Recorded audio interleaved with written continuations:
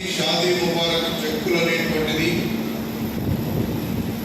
ప్రభుత్వం ఇస్తున్నటువంటి అర్హులైనటువంటి ప్రతి ఒక్కరికి ఇవ్వాలని ఆనాడు కాంగ్రెస్ ప్రభుత్వం ఉన్నప్పుడే ఈ కార్యక్రమాన్ని మొదలుపెట్టినాం.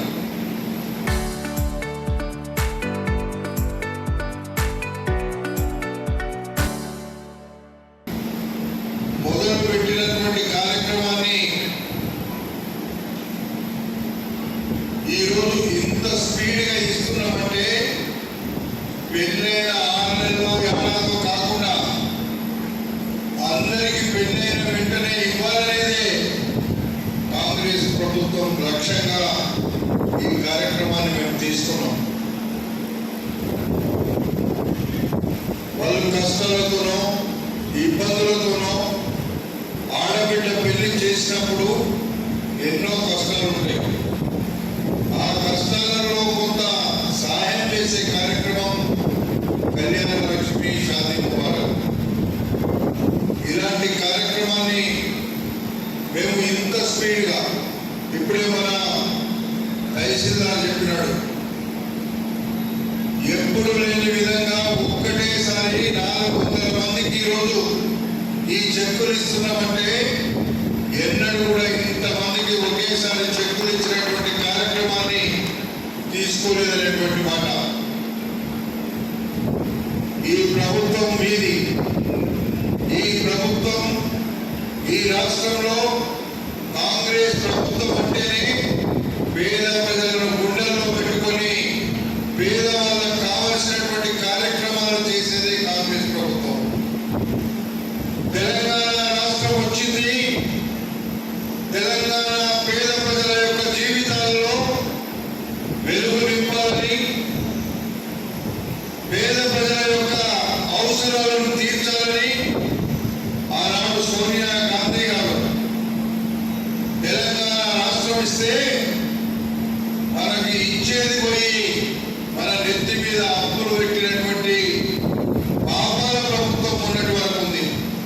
అందుకే నేను అప్పుడప్పుడు ప్రెస్ సోదరులకు చెప్తున్నా, అసలు తెలంగాణ రాకముందున్నటువంటి డబ్బులు మేము పేదలకు పంచుతాం, ప్రభుత్వానికి వచ్చే డబ్బంతా పేదలకు ఇస్తామన్నాం.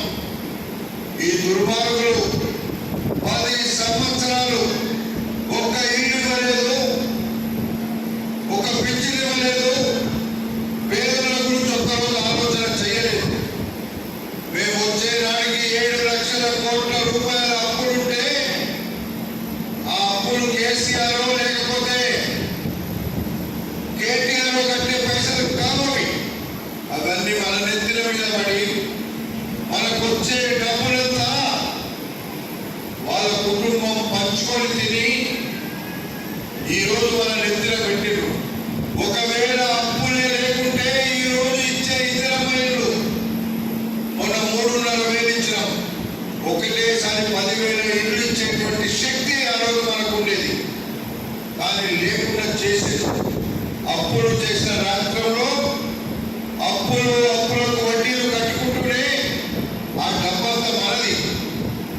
ఆ అప్పులు లేకుంటే ఈరోజు పేదవాళ్ళ కుటుంబాలలో ఏ ఒక్కరు కూడా ఏది అడిగినా లేకుండా ఇచ్చేటువంటి ప్రభుత్వం కాంగ్రెస్ ఉండేది. ఏ ఒక్కరు జవాబు చెప్పడు. 10 సంవత్సరాలు ఈ ప్రాంతాన్ని అస్తవ్యస్తం చేసిండ్రు.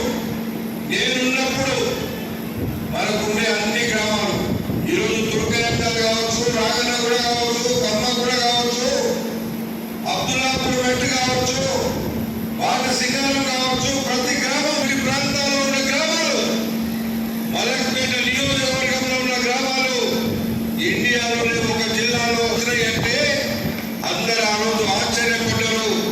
అందరూ కూడా ఆశీర్వదించడని చెప్పి సందర్భంగా మీకు మనవి చేస్తున్నాం.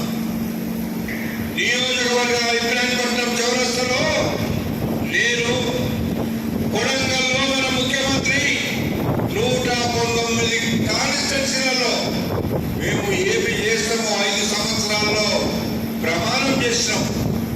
ఆ ప్రమాణం చేసినటువంటి మాట మీద నిలబడడానికి ఈరోజు 1,000 కోట్ల రూపాయలు ఖర్చు పెట్టడానికి వెనుకడుగు వేయడం లేదని చెప్పి ప్రభుత్వాలు చెప్పి మిమ్మల్ని మోసం చేసి ఈ ప్రాంత ప్రజలను, ఈ రాష్ట్ర ప్రజలను నట్టేటిన ముంచి మన మీద అప్పులు చేసిరని చెప్పి సందర్భంగా మనం చెప్తున్నా. ఇవన్నీ మా అక్క చెల్లెమ్మలే, మీరు ఆలోచన చేయండి. మన పిల్లల భవిష్యత్తు బాగుండాలంటే, మన పిల్లలకు రేపు ఉద్యోగాలు రావాలంటే మేము ఆలోచన చేస్తున్నాం. అందుకే ఇక్కడ ఫ్రూట్ మార్కెట్ లో 30,000-40,000 మందికి డైరెక్ట్ గానో ఇండైరెక్ట్ గానో ఉద్యోగ అవకాశాలు కల్పించే బాధ్యత నాది అని చెప్పి ఈ సందర్భంగా మనం చేస్తున్నాం.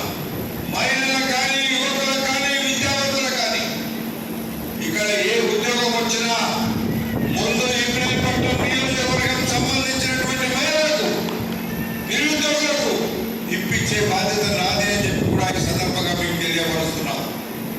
అయ్యో మాకు చదువు రాదు, మాకు ఎట్లా అనేది మీరు ఆలోచన చేయకండి.